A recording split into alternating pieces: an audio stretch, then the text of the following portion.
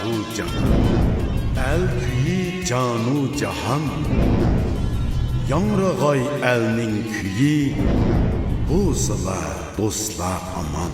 Assalomu alaykum Alkuy to'g'rining aziz ko'rmanlari, ekran oldidagi suyimli do'stlar, hammalar bilan Alkuy ekran orqali davomli yuz ko'rish turayotganligimizdan intan xursandmiz. Hammalar Qurbon hayitining xo'shaligiga jo'r bo'layotgan bugungi kunlarda biz o'zining axloq fazilati, mehr muhabbatga, ilm ma'rifatga bo'lgan o'ta qizg'inligi bilan diyorimiz emas, O'rta Osiyo, Turkiya sahnlarida chaqnayotgan Uyg'ur naqshi musiqalarini dunyoga yuzlantirishda to'kpisi zo'r bo'layotgan faxrlik o'g'lonimiz Mo'minjon Ablekim bilan Alkuy ekranda suhbat o'tkazish oldi turyapmiz. Bu qitimqi ziyoratimizda biz Mo'minjon Ablekimning chet elda qo'ygan o'yinlari haqidagi tafsilotlari, uning yaqindan bu yoqqa ish izlari, shunaqla xalqimizga sunmoqchi bo'lgan naqshlar haqida to'xtalib o'tmoqchi.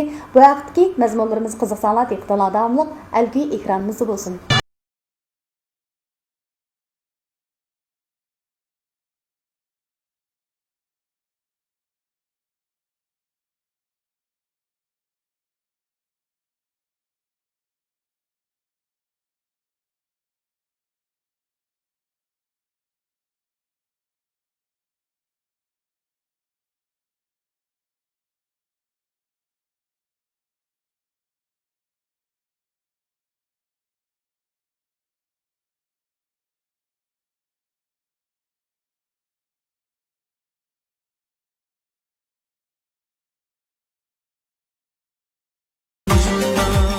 Assalomu alaykum Mo'minjon aka. Alaykum assalom. Mo'minjon aka, siz san'at qadam qo'yg'ili 20 yildan yetibdi.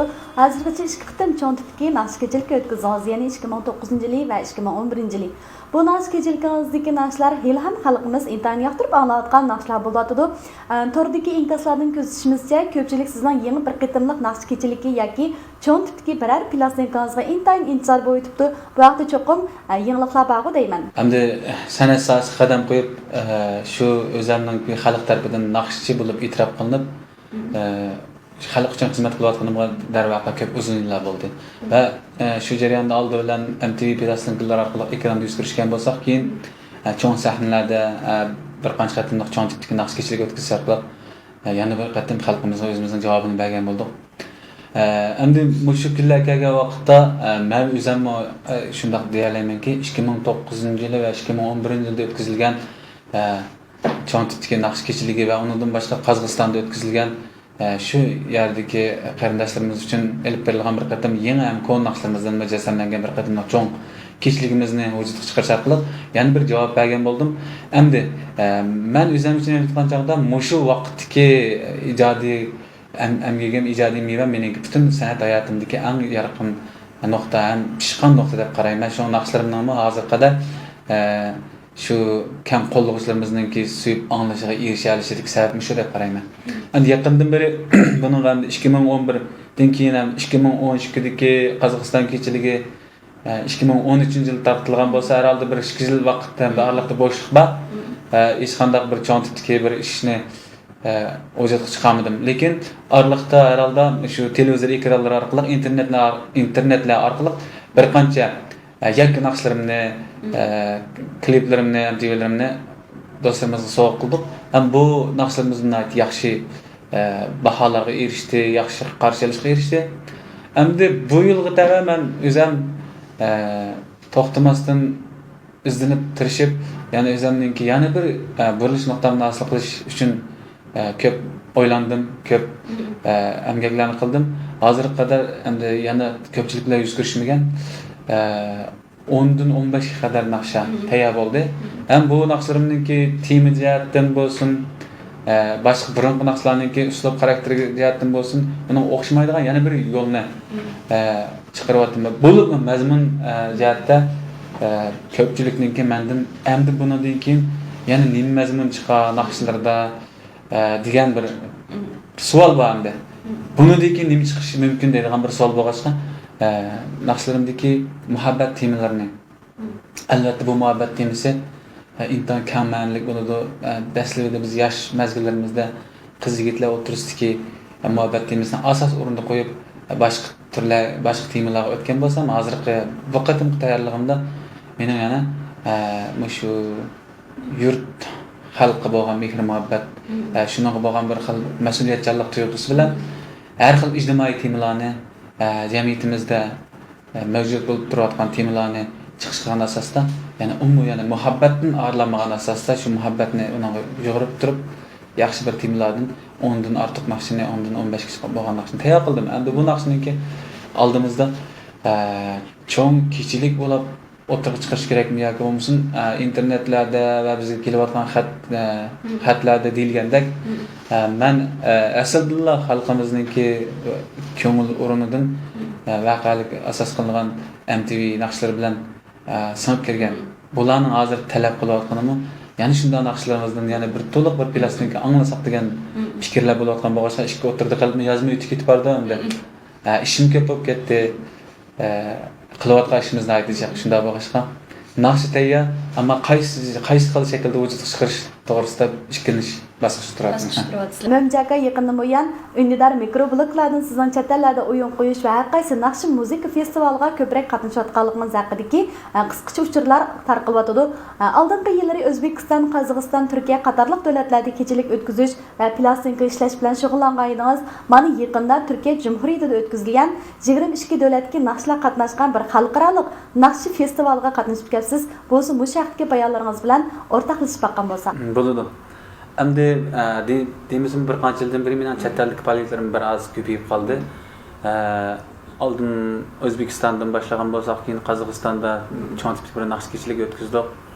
Undan keyin bu yilgi tava shu Fransiyaning Parijda qurilgan bir Uyg'ur madaniyat uyushmasi, ya'ni Uyg'ur madaniyatini Yevropa davlatlariga tanishtirish maqsad qilgan bir shirkatning taklifiga asosan asli bu yil 10 oyda Paris shahrida bir qatimliq mening yolg'iz kishilik naqshchiligimni o'tkazmoqchi bo'lgan.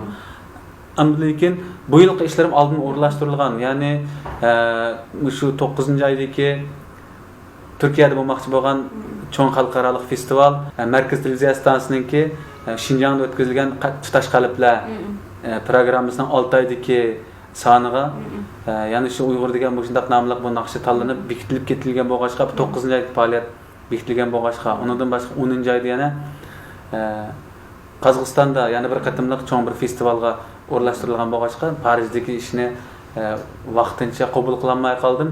Albatta bularni yaxshi niyat bilan taklif qilganda tunji ishimizni sizdan boshlasak deb kelgusida inshaalloh bular bilan bo'lgan hamkorligimiz yana vujudga chiqsa endi bu yil Turkiyadagi festival nihoyatda yaxshi bo'ldi. Turkiyaning bu festivalimi 5 yildan beri planlanib 5 yildan beri bu yil 5-soniga qadam qo'ygan cho'ng tipdagi xalqaro 22 davlatdan kelgan festival. Asli 23 davlatdan kelgan naqshlar qatnashmoqchi bo'lgan bu festivalga Turkmanistonning Qurbon hayitlik programmalariga tayyorlik ishlari bo'lg'achqa ularning naqshlarining vaqti yetmadi.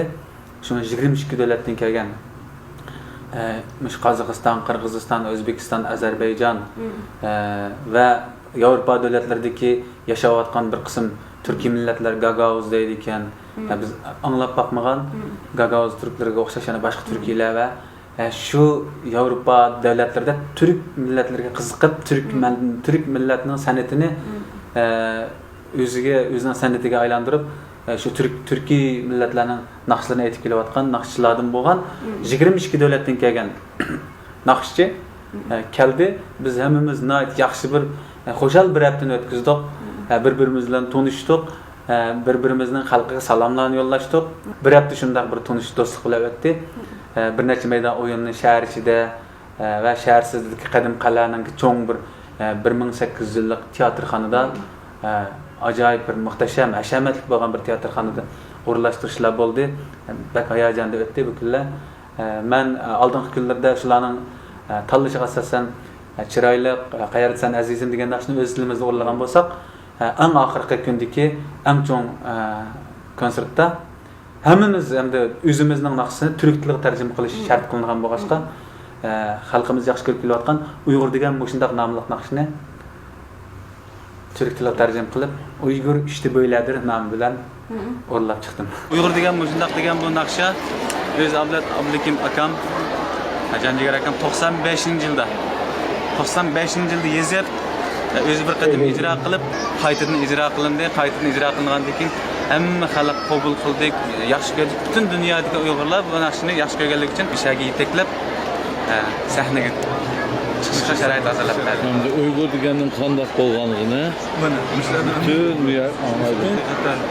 katta zo'r bir hayajonli We'll be just singing and listening to Turkish songs. Sırada Asya Halkı adı yeni topraklar anlamına gelen yer. Çin Halk Cumhuriyeti Sincan Uygur Özel Bölgesi'nden geliyor. Our next performance is from Asia, China's Xinjiang Uyghur Autonomous Region, which is dubbed as the New Lands. Memincan, abili kim ve Uygur nasıldı sorusuna şarkısıyla yanıt veriyor. Uygur, işte böyle. Our guest, Maminjan Abdiki, will in his beautiful song try to depict with his land what it's all about.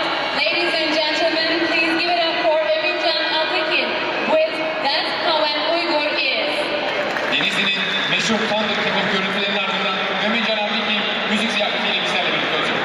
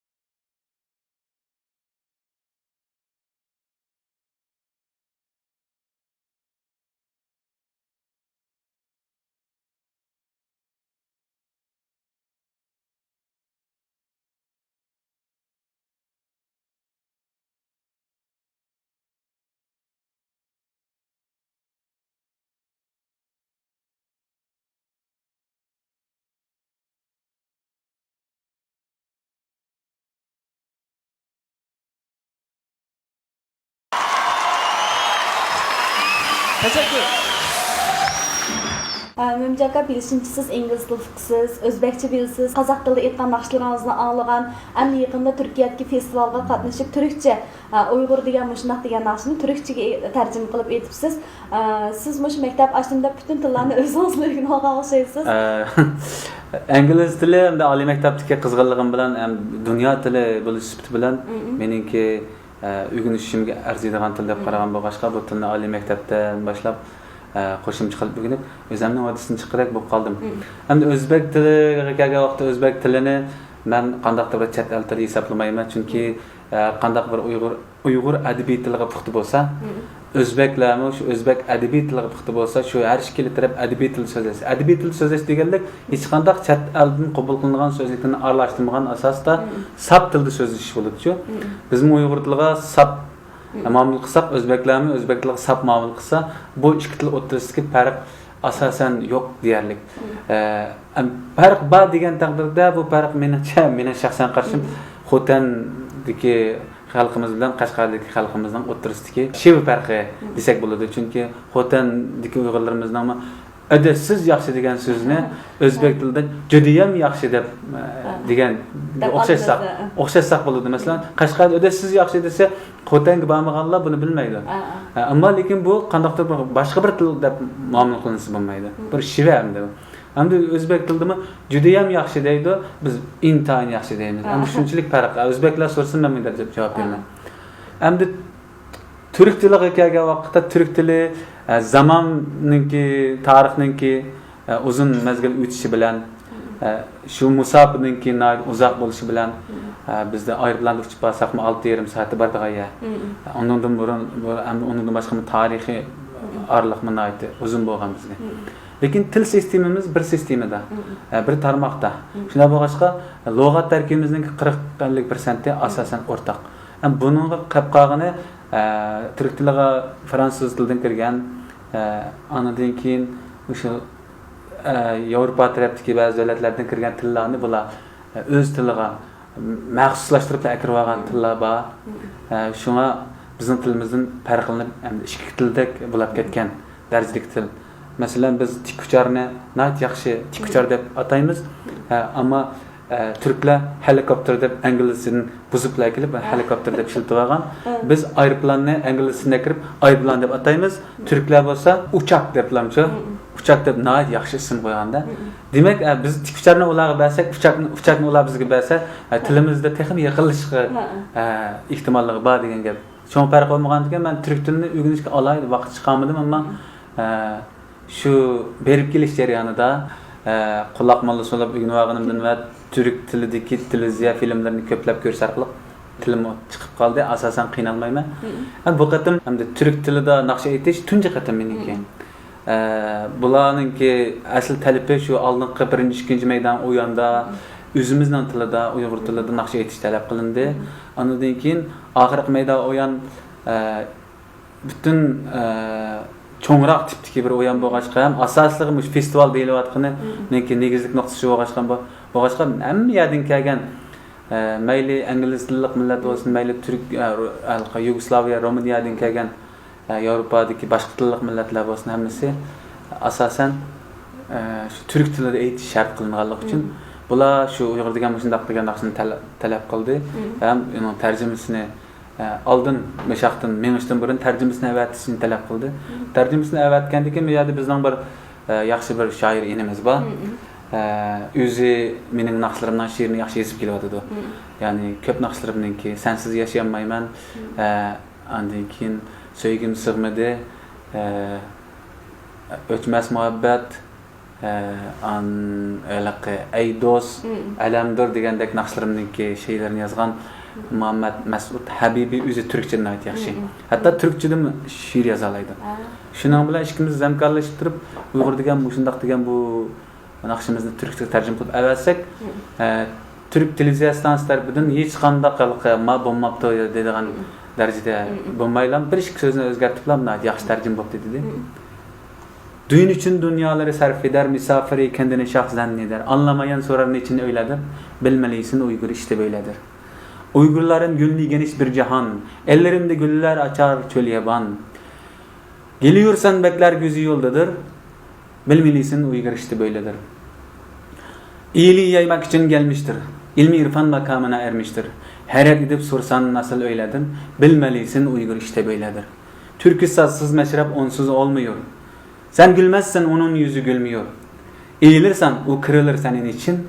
Kırılırsan o can verir senin için. Nayettimlik chiroyli tarjima bo'pti. Nayet adamlarning algan sirliga diqqatni berib anlaydigan tarjima bo'pti. Türkiye tarafından o bir qatım televizorda tarqatilib bo'ldi, balkim internetlarga chiqargan bo'lishi mumkin. Shu bir qancha köşede topa olishimiz mumkin.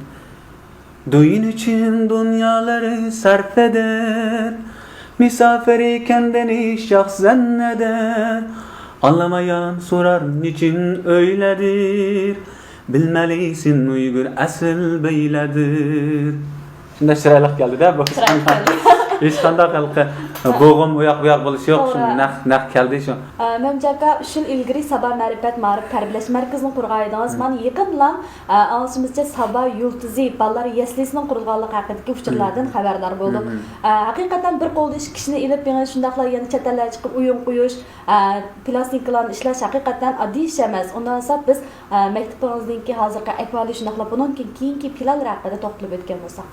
Hamda bir kasbda bir başdan hamda bir o'ringa chiqib qolgan vaqtda shu kasbni shu o'rinni saqlab, onun ustiga xalqimiz bu shundaq ahvol ostida siz nima deb yangi naqsh chiqarmaysiz, nima bizga yana yangi naqshlarimizni ta'min etmaysiz, biz sizning naqshingizga intizor degandek talablarni qo'yayotgan ahvol ostida jim bo'lib qolishmi bu tez yaxshi emas. Shuning uchun buning uchun tirishish kerak. Bundaq tirishchilik ostida yana bir maktabni vujudga chiqarib, bu maktabniki bir necha yillar bo'layotgan vaqtda yana keyindilar hozir bizningki ish chiqib bo'lgan Sabah Yultuz ballar yaslining o'tirib chiqishimi bu oson emas. Ammo men o'zimni shunday baxtli hisoblayman. Atrofimda qarindoshlarim bor. Mening har qanday orzuyim, har qanday nishon planlarim bo'lsa, yaqindan yordamda bo'lib, birlikda bir yoqdan bosh chiqarib, tang mo'riktirib tirish orqali shuni vujudga chiqaryapmiz. Bo'libmi bu ishda men uchun qo'llab-quvvatlab berayotgan akalarimga rahmat aytaman va shundaqla shu mening ishimni alayda qo'llab o'ziniki boshqa ishlarini tashlab shu ishlarim uchun o'ziniki vujudini bag'ishlayotgan Samiy akam maktabni nihoyat yaxshi boshqarib ketdi. Darvaqa buni men qurib qo'yib, agar u davlat bu davlatda konsert qo'yish bilan bo'lib ketgan bo'lsam, balkim bu maktabning hozirgi taraqqiyoti bo'lmasdi. Va hozirgi taraqqiyot bo'lganligi uchun biz, ya'ni Sabah Yultuz ballar yaslisini jamiyatning taqozosi, ota-onalarning g'am bir mamma ota bo'g'ichi, mening bolam cho'ng bo'ldi. Shu bolam cho'ng bo'lgandan keyin o'zimizga xos bir ballar yaslisining bo'lishini balki orzu qilgan ota-onalar intan ko'p. Shu arzuni shu arzuda men tirishib, shu ota-onalarniki bir diga yedin chiqa olsak ajab emas degan niyatda bir ikki yildan bir tayyorlik qilayotgan. Bu tayyorligimga ovoz qo'shib, ishga akamni yaxshi ovoz qo'shdi. Ablat akammi, Abdullah akammi, madad berdi. Samiy akam hammadan bakroq o'zining amaliy kuchini chiqarib, qurilish maydonida turib, yaxshi kuchini joriy qildigan bo'lg'achqa, qisqa muddat ichida bu ballar yasisini qurib chiqib hozir o'quvchilarni to'lib tashqan asosda hamda o'qishni boshlab hozir 10 kunchi bo'ldi. Nihoyatda ota-onalarniki fikrim yaxshi bo'lyapti. Shunga o'zimniki bu qaynam tashqinlik uchungan hayotimdan intayin rozi. Shu bekor vaqtim bo'lsa, maktabga ko'proq vaqtimni hozirgi yangi qurilgan ballar yaslisida bo'lyapti. Ballar har qatim ko'rgan vaqtda men dada yaxshimisiz deb qo'llarini qo'llanish vaqirishib ketdi. Men o'zimni inta iftixorlik tuyg'usi bilan shunda hayajon ichida. Shu bu aldirashchiliklardan menda bir qanday zerikish yoki charchash alomatlari yo'q. Yana bu jihatda akam Samiy ablaga rahmatimni bildiraman. Albatta Memjaka o'z kasbingizda shunaqalar axloq fazilatda xalqimizning kutgan yerdan chiqish hamma odamning qo'lidan keladigan ish emas. Mushtaq yetishib chiqishdagi eng asosli omilni qayerda deb qaraysiz? Nuqsonsiz odam bo'lmaydi. Hamma odamning o'zgachilik kamchilligi bo'ladi. Bu shundaq bir kamchiliklarni xoli holatda shu kamchiliklarni tuzatib bir mukammallik yuzlanishda elninki yordami intan muhim o'rinda turdi. Birinchi o'rinda oldi bilan oilamizningki axloq an'anasi, oilamizningki yurt xalq oldida tutgan yurt xalqininki ko'ngil qalbini tutgan o'rni qanchalik. Bu bir farzandning o'sib ketilishda intayin muhim hisoblanadi. Chunki meningki shu balalik mazgilimda oilamizning yurtimizdagi o'rni haqiqatan yurt xalqininki qalbini tutgan o'rnidagi yuqorida. Men ham shu kichik balalik vaqtlarimda mayli mahaldagilar bo'lsin, mayli butun yurtdagilar bo'lsin, kimning balasi deb so'ralgan savolga javob berganimda sen Abdurim ablaning nevarasimisan, sen shundoq bir yaxshi odamning bolasi ekansan, shundoq yaxshi odamning avlodi ekansan degan shu savol javob davomli bo'lyapti. Mayli maktabda bo'lsin, mayli boshqa so'rinda bo'lsin. Buningda bir odamda nima tuyg'u shakllanadi desa, bu oilamizningki xalq orasida o'rni nima degan yaxshi bir ta'sir bu degan kichik balliq vaqtlarimdagi bir qalbimga ta'sir qilgan bo'lg'achqa atrofimdagi o'rtaqan qarindoshlarimningki axloq fazilatini o'zimga o'rnak qilib bo'libmi shu Urumchi qaytib kelgandan keyin ustozim Abdulla akam o'zimningki ustoz akam Avlod akamningki shu jamiyatdagi tutgan o'rni, jamiyatga tutgan pozitsiyasi, axloqiy fazilat jihatdagi xalqning og'ziga chiqqidek darajada bir axloq egalari bo'lgandan keyin shularningki tutgan yo'ldan o'rnak olib shularningki mang'an yo'li bo'yicha mangdim endi. Ham dastlabki vaqtlarda balalik mazgillarimizdagi go'dakligimiz, yoshligimizning sababidan ancha-muncha kiberliklardan, takabburliklardan xoli bo'lolmaydigan gapkan, lekin shunimi yana bizning xalqimiz o'zi yaxshi ko'rgan farzandini o'zi yaxshi tarbiyalab chiqdi desam bo'ladi. Uchirgan yerda tarbiya qilsa qilib, uchirgan yerda o'zining fikrini berish orqali meni asta papilab yetildirib shu nuqtaga chiqdi deb qarsam bo'ladi. El o'zi ko'tirdi, ya'ni el o'zi yana yerga tashlay oladi-chi. Mening butun turmush mizonimga shu dadamning degan shu so'zi, Abdulla akamning akalarining degan shu so'zi doim yarulak bo'lib turibdi. Bizning oilamizda yana bunday bir gap bor endi. Atang yerda, anang yerda, sen yerda turib ish qil deydigancha. Atang yerda, anang yerda, sen yerda ish qil deydigan gap bor. Endi biz garchi xalqimiz bizni ko'tarib shuncha yuqori nuqtaga chiqqan bo'lsa-mu, biz o'zimizning burnimizni ustidan qilib osmonga chiqib olsak bo'lmaydi. Bu nihoyat yaxshi bir gap. Ondan el o'zi ko'tirdi, ya'ni el o'zi elning nazaridan tushgandan keyin yerga uralaydi. Demak, biz bir elning san'atkori bo'lish sifatimiz bilan qalbimizni rust tutishimiz kerak. Oldi bilan qalbimizni rust tutishimiz kerak. Meningki bir qilgan xatoyim, men yolg'iz shaxsan meningki menga vakillik qila olmaydi bu. Oldi bilan menga vakillik qildi, oilamga vakillik qildi. Men yurtdan chiqib ketgandan keyin chun nimaga vakillik qiladi? Mush tuproqdan chiqib ketgandan keyin butun Uyg'urga vakillik qildi degan gap. Men bir xatoni qilsam, mayli Turkiya tuprog'ida bo'lsin, mayli O'zbekiston, Qozog'iston yoki Yevropada bo'lsin, men bir xatoni qilsam, buni kim qilgan, mo'min janobli kim qilgan bo'lmaydi bu yerda. Shu bir Uyg'ur qilgan bo'ladi. Shuning uchun eng oldin bilan biz Uyg'urga vakil bo'lib sahnaga chiqyapmiz, Uyg'urga vakil bo'lib yurt kezyapmiz. Chuqum Uyg'ur uchun Uyg'urning axloqiy fazilatini o'zimizda, vujudimizda mujassam qilishimiz kerak. Uyg'urningki obrazini ko'tarishtirishimiz kerak. Xalqimizning obrazini yerga o'saq bo'lmaydi. Shunga bizdagi axloqiy fazilat, xalqimizning axloqiy fazilat, mehmondo'stlik, inoqlik, ittifoqlik shu hamma narsa mening shu kichik balalik vaqtlarimdan tortib ota-onamning tarbiyasi bilan, ustozlarimning tarbiyasi bilan, xalqimning meni yetaklashi bilan mening qalbimda, vujudimda mujassamlangan. Shunga men har doim takabburlikdan, kibrlikdan o'zimni yiroq tutish uchun o'zimga signal berib turaman. Doim shu xalqimga qo'limni ko'ksimda qilib turib, tuvanchilik bilan xizmat qilish uchun o'zimga yuqori talab qo'yaman. Mümcaka çatalarda oyun qo'yish jarayonida mayli O'zbekiston, mayli Qozog'iston yoki Turkiyada bo'lsin, ko'plagan san'atkorlar bilan tanishdingiz, bir sahnada oyun qo'ydingiz, o'xshamagan sahna, o'xshamagan tomoshabinlar orasida o'xshamagan his tuyg'ularda bo'lgan bo'lishingiz mumkin. Bu shaxtga aslimlaringizga o'rtoqlashib baqqan bo'lsak, bo'ladi. Albatta, ko'plagan davlatlardagi tomoshabinlar bilan yuz ko'rish jarayonida har xil his tuyg'ular, har xil qarashlar bo'lgan gap. Masalan, Qozog'istondagi bir maydon konsertni biz xalqimizla yuz ko'rishdik. Shu naqshini anglagandan keyin hayajon minutlari hamma xalq o'rnida turib butun vujudi bilan naqshning ichiga kirib ketish bu hayajon minutlari meni haqiqatan hayajon solgan. Hamda bu yerda buni hargizmi bizning xalqimizda bundoq qizg'inlik yo'q. U yoqdagilar undaq menga o'zi deydi, misha kelganlar mayli Qashqarga boray, Xotanga boray, nima degan hayajon minutlar, nima degan san'atning qadrini qilish u bizning xalqimiz nima san'atning qadrini qilmaydi, undaq deb o'zi qaqshaydigan do'stlarimiz bor. Lekin men o'ylayman, biz bu yerda shu xalqimizning orasida davomli borchi, davomli bo'lgandan keyin ekranda davomli ko'rib turyapti. Bizmi endi ba'zi bir turmush halakligi tufaylidan ko'ch-ko'ylarda davomli ular bilan qandoqdir bir yerda uchrashib qolamiz.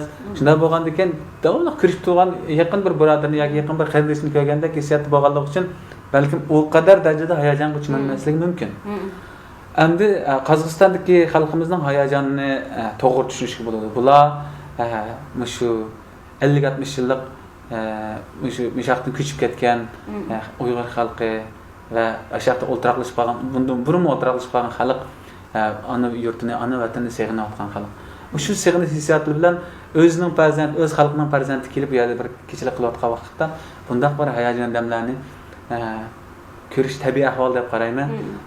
Undan boshqa yana masalan bu qatimqi cho'ng festivalda Turkiya xalqi har qaysi davlatdan kelgan naqshchilarni nihoyat yaxshi qizg'in qarshi oldi.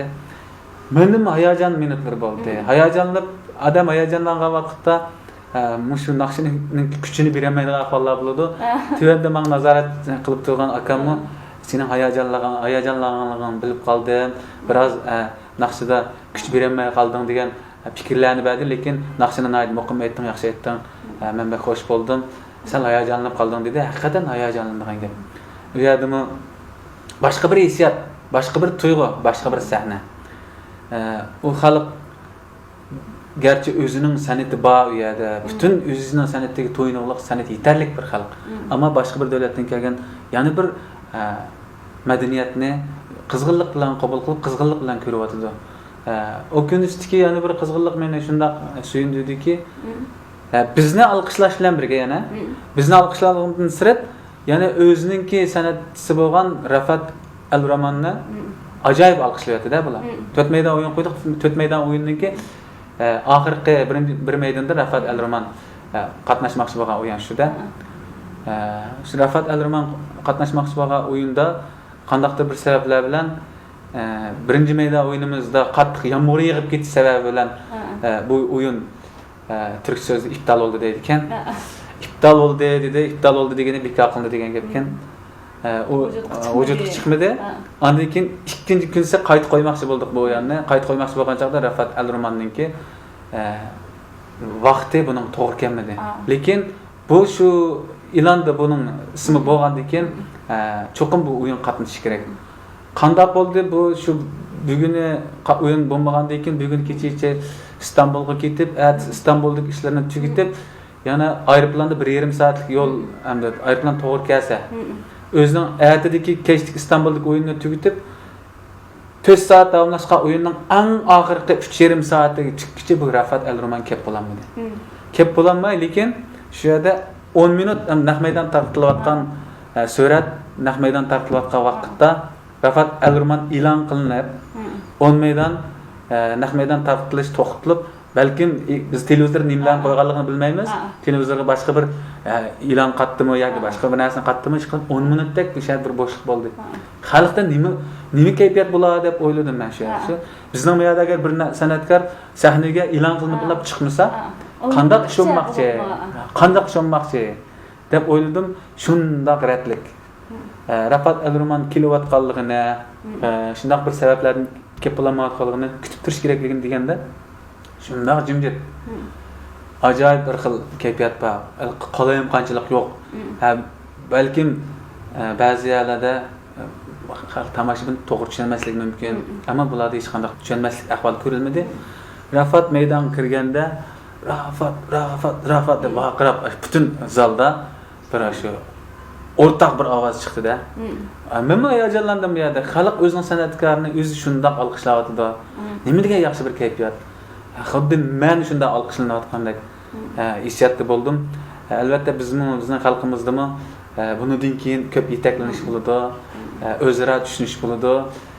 O'zimizningki san'atini o'zimiz qadrlamasak, boshqa bir elninki, boshqa bir xalqni qadrlab ketishi ümid kutish mumkin emas. Bizning davlatimizga nurg'un davlatlardan, qo'shni ellardan artistlar kelyapti, san'atchilar kelyapti. Nayt yaxshi alqishlayapmiz. Endi bu internetlarda har xil maqollarni vujudga keltiryapti. Chatnikini cho'ng bilib ketdi, biznikini anda bo'ldi, manda bo'ldi degan. Biz Uyg'ur xalqi albatta bir yaxshi mehmondo'st xalq bo'lgandan keyin bizning mamlakatimizga, bizning elimizga kelgan san'atchilarni cho'qim yaxshi qarshi olsak bo'ladi. Buningga qizg'inish bo'lmaydi. Ular shunda kutib olinishga, shunda bir yaxshi alqishlash tegishli mehmonlar.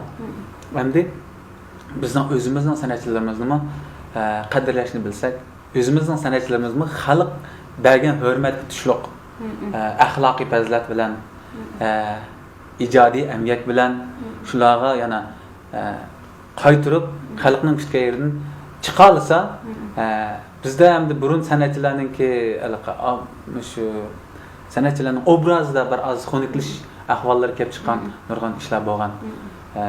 Ba'zi san'atchilar ma'lum sabablar tufaylidan o'zining obrazini ketib qolgan ahvollar bor. Lekin hamma san'atkor, hamma san'atchida u xil ahvol bor deyish bo'lmaydi. Shunga xalqimizmi o'zaro tushunish, o'zaro apu qilish nuqtasini qarab turib, san'atkorlarimizning qadr-qimmatini qilsa, bizmi ularga nisbatan yaxshi javob qaytarsak degan yurak so'zlarim bor. Rahmat Minjaka, bugun nayt kang kishada ozodchilik bilan nayt jiqpiranlarni qivoldik. Shu haqda yurak so'zlaringizni davaldingiz. Yaqindagi Qozog'istonda o'tkazilgan yana Naqsh festivaliga yaxshi berib, yaxshi kelishingizni chin dilimizdan umid qilamiz. Bundan keyingi ishlaringizga, oilangizga baxt tilaymiz. Ishlaringiz oson bo'lsin.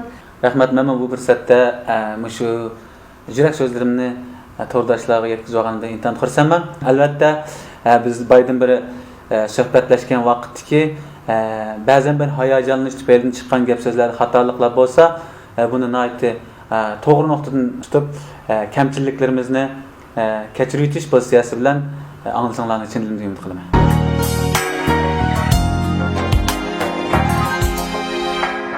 Duo qilib har kishini baxti kelsin. Atrofida yaqinlari yo'qlab tursin. Duo qiling har kishini baxti kelsin.